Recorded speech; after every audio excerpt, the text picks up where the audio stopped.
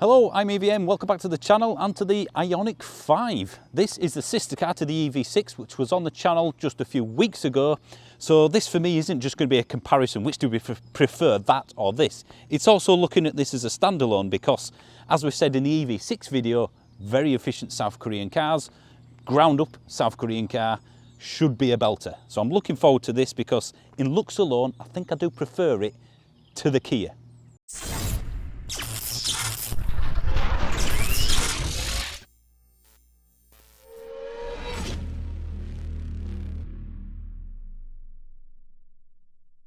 As always, let's take a look around it, in and out, and take it on the road.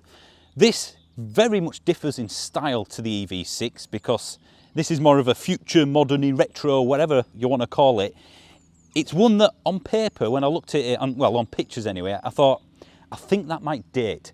But now I've seen both in the flesh, I think I just prefer this, but I also think this one will look as good for forever, whereas the EV6 is more likely to date itself, because it's of the time as the EV6, whereas this is kind of timeless. Not everyone will like it. I mean, it's got a very flat front. You've got these square, kind of, as a few people called it, 8-bit headlights. It's unique. It's getting a lot of looks. I've spoken to a few owners and they're getting questions. Obviously that will disappear as it's been out a while, but I think it's just handsome in a... Do you like Apple just got it right all those years ago when the iPad came out? I think this is that sort of thing. It just works. I'm just not entirely sure why. You can see just the indicators there, and if we unlock it again, unnecessary, but really cool. And once more, I like unnecessary. Right, it's a big car, so let's have a look how big when we go around the side, because it's one of those that on camera, again, you don't really get the sheer size of it. It's a wide car. It's a tall car, it's a long one. There's a few things that I don't quite like the handles, for example. I don't mind the concept, it's like the Tesla one. It feels flimsy, to be honest. Certainly on a car that goes upwards of 40,000, 50,000 pounds. There are a few highlights here. This, again, really nice, but just look at the height of it. I don't know, is this an SUV? I guess it is, but then it looks more like a hatchback. Doesn't really matter. Crossover, whatever you want to call it, but I think for UK people, it's going to be a bit of a squeeze. However, when I think about it, look at the amount of SUVs on the road. Audi Q5s and Q7s and all that sort of stuff. If you like that, this isn't a problem. The rear entry is going to be tested once I unlock the car. Give me a second. Highly professional as always, guys. Huge, huge door, so easy rear entry as always, something I do enjoy. I mean, 20-inch wheels on a family car. You got the creases along the door. This, again, weird sort of angled crease. I like that. These little touches on the wheel arches, again, it flows really nicely. And it goes to these really wraparound headlights, which I can't really see anything that makes me think that's beautiful design touch. But together, it just works. I even like it in this matte paint effect. I'm not sure what it'll be like in 5 years' time, but that's a personal preference. It's simple, yet classic. The back, probably its best angle, close to the front, but I do like it. I mean, look at this. From someone of my generation, the 8-bit era, if you will, that is really cool. The IONIQ writing even suits it. I mean, the charge point, that one is here. Automated. Even got a button that says close. Just to make it nice and simple. We'll talk about the charging speeds once we get inside the car.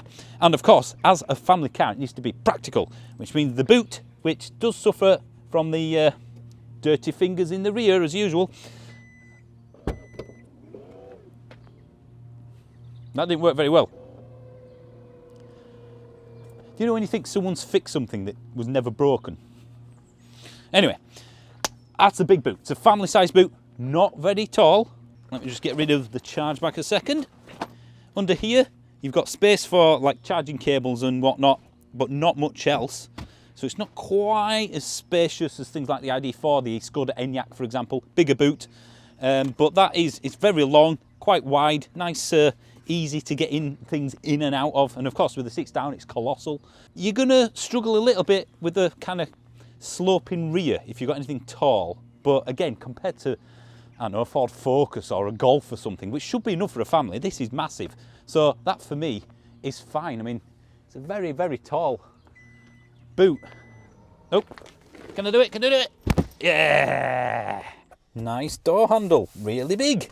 And we'll start off after that on the wheel. Black gloss, tracked fingerprints, but other than that, I do like this, 2-spoke. I'll just turn the car on, I can just about reach. 2 displays on this one, very similar to the EV6. Usual bongs, of course, that annoy the hell out of people. So let's start off with these buttons, but yeah, I'm not so sure. I've felt better, and that changes that with a varying array of bits of information. That's the media, which is fast-ish. I will say fast-ish once it starts to warm up. The map, for example, it's a little bit of lag, but it's acceptable. And of course, you can use Android Auto and Apple CarPlay. Proper buttons for some basic things, which is good. But all the climate control is done by what is effectively touch buttons. Materials, soft-ish. That's not too bad, and I do like this entire bit here. You can't see it on camera, but it's lit up with kind of mood lighting like it is around that speaker there. And the buttons, nice and relatively high-end, decent build quality. Usual stuff with the vents. You've got the hood on this, which is a very high-spec model. Hardware in plastic. What's it on that side for you? It's hardware in plastic. It does look like it's almost leather with some stitching there, but it's hardware in plastic. I would say the EV6 has a slightly higher end materials and parts of the dash. You know, that door, good for space, but it doesn't look very premium. No, but I do like the sort of the retro brushed metal everywhere. It's nice little touches, like you say, brushed metal and whatnot. The centre part here, which is a bit of space for various things. Yeah, phones, tablets and that. That's nice. I like that. And you've got a load of storage there. You've got the cup holders there, which if you could just move that for me, thank you.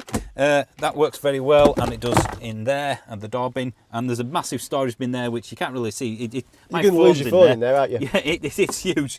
And of course, you've got 12-volt USB, and you've got more USB there. No USB-C though, weirdly. And now somebody's knocking on the door. What make is it? That was interesting.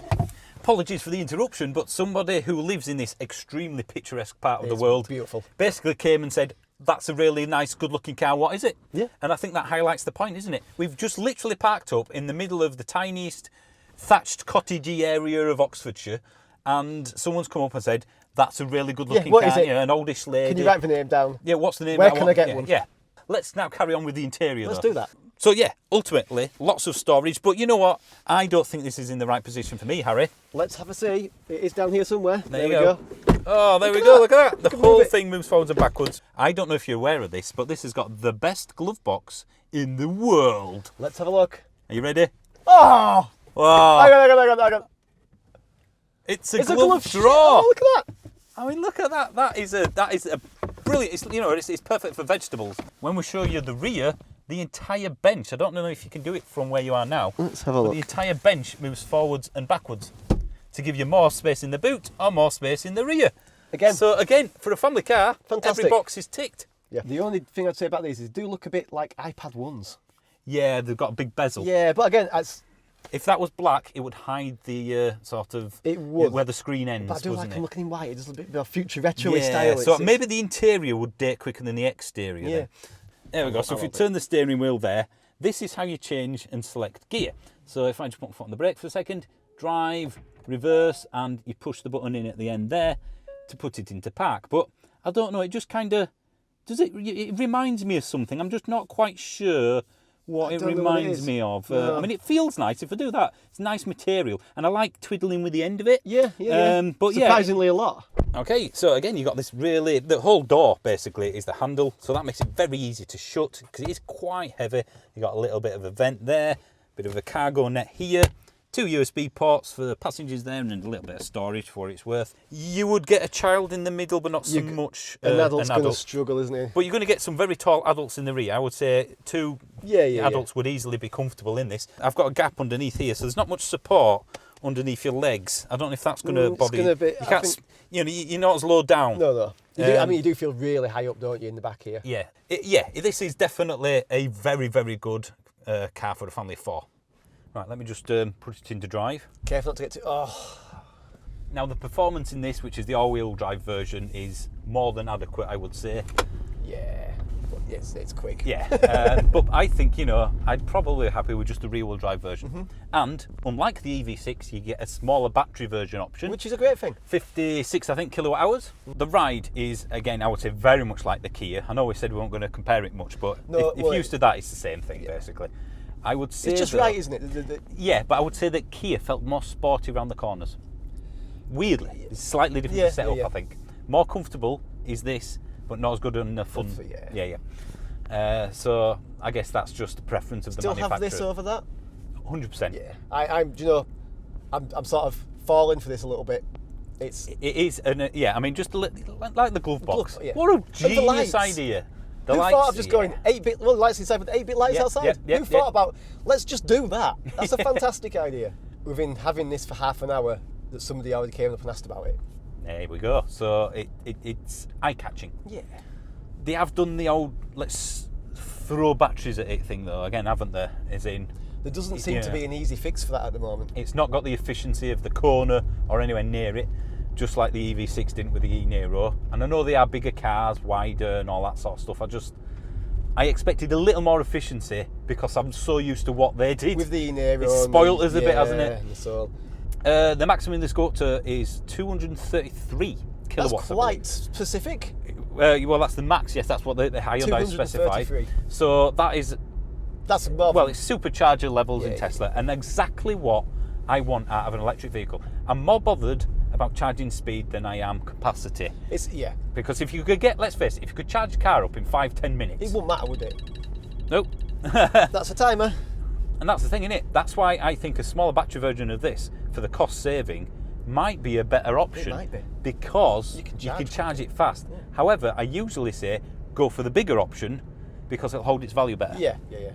The efficiency, you're probably looking at 3 to 3.5 miles per kilowatt hour. It's average for the sort of vehicle size. So you will get that seemingly important over 200 mile range out of the bigger battery version. And I reckon 170 out of the smaller, out of the 50 odd kilowatt hour. That 50 kilowatt hour is looking more and more advertising, isn't it? It's like, that's still probably the pick of the bunch. Yeah, it's like we've said. Less is more. I don't know. I'm on the fence with that one because I think the bigger battery version will hold its value equally. So essentially, is it a free upgrade? It depends when you sell it. Yeah. If it makes the ownership of the vehicle more to start with, then it might put some people off. But I don't think you're going to have a bad experience with getting a lesser battery size. No. Oh yeah, that hood is a bit weird. It does also suffer from the same thing. It's like that. Isn't it? Yeah. The hood is, it's almost like I've got slightly out of focus glasses. Do you have the same thing that I had with the EV6? Well, we both had with the EV6, where the steering wheel in a comfortable position for the seat is in. Blocks. You can't see the speed very easily. You're kind of like that a bit. With the hood. Yeah, but that's optional, of course. So it won't be standard. No. It's doing exactly the same thing where I cannot see what speed I am going. It'd be nice almost if you could just click and drag like you can with a phone. Oh, so I want the speed there. Yeah. Like when you're FaceTiming someone and you move the just like that thing across. Do you know what? Driving it does feel smaller than the EV6. And I think that's key for me because I didn't like the EV6 using it day to day because I felt I'm driving a tank. This is the same size, but it doesn't feel hides its proportions. It does. So I feel more comfortable in this, and I think a lot of other people will as well. So if you had to go for this or the EV6, was it still the same? Because in the EV6 you said you go for this. I'd still go for this. Yeah. For me, this is a 100% the same. Superior. I'm not saying the Kia's a bad car, but this is just, it's a better look, it's nicer feel. There's bits I prefer on the Kia, like I think the interior I think I probably prefer, but then you get the more flexibility of moving this back and the seats. Yeah. And of course, there's something we haven't mentioned, which is fantastic on both of those cars. The vehicle to load. Oh yes. There's a plug socket down here, which you can pretty much power.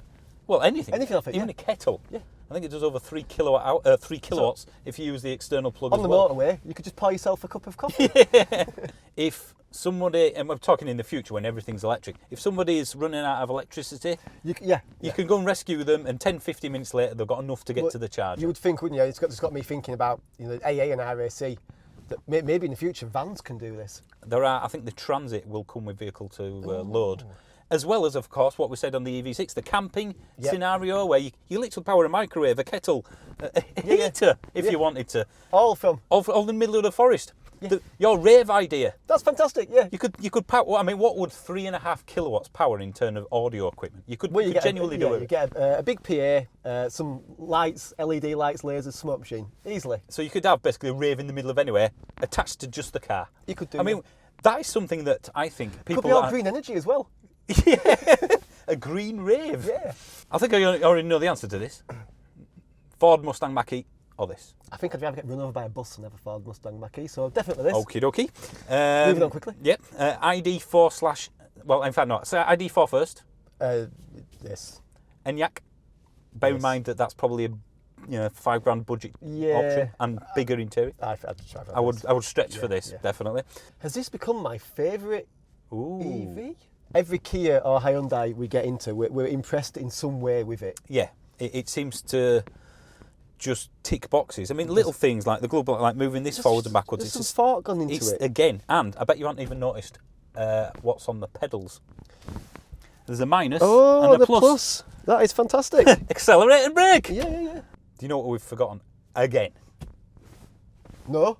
The podcast. We forgot to mention the podcast at the beginning of the video instead of the end. We do. Apparently, we do a podcast. We do. We talk rubbish for about 45 to 50 minutes. Yep. Driving Home, OHM. Just look at it anywhere you get your podcasts. And of course, members get this video early. They get to watch the my mother reviewing the Kia EV6 among other members-only videos. It's worth £1 just for that. Less than £1, Harry. Yep. 99p. You're overselling it there.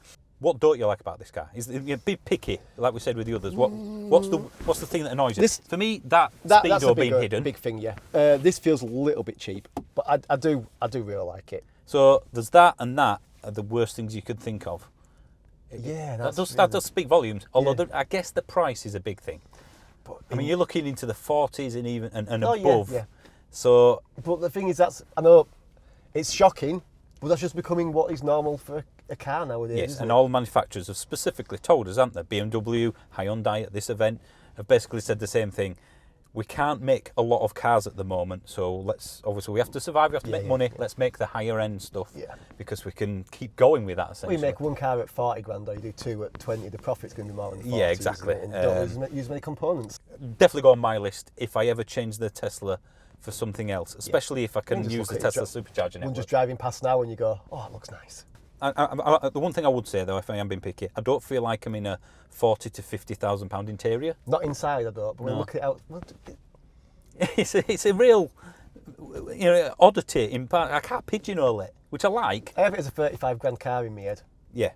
But given what's happened recently with everything, well, yeah, you're going to have to reevaluate what things cost, aren't we? I think now. Yeah. I am going to put it on my list of seal of approval. Yeah, if you're looking in that sort of price bracket, definitely have. I can't think of a car that's better than this. In fact, there is one comparison we haven't made yet. What's that? This or the Model Y. Same price, let's say. When they bring out a cheaper version Do you know of the what? Y. I'm probably going to shock everybody. I would probably go for this. And put it with the public charging network until Tesla open it up. Yeah, just because do you know what? This is a car that I don't know who does this, but I do. Sometimes when you park your car in the supermarket, you have to look back, and then you look back and go, "Oh, it looks nice, does that?" And you wouldn't do that with the Model Y. No, you wouldn't. You wouldn't know where you parked it. You wouldn't be able to tell, would you? And to be fair, I have used the supercharger network once in 2022, and that was coming here. Well, there you go. Well, thank you for watching as always, guys. We'll just end there, I guess. Right. Fantastic. Bye. Bye.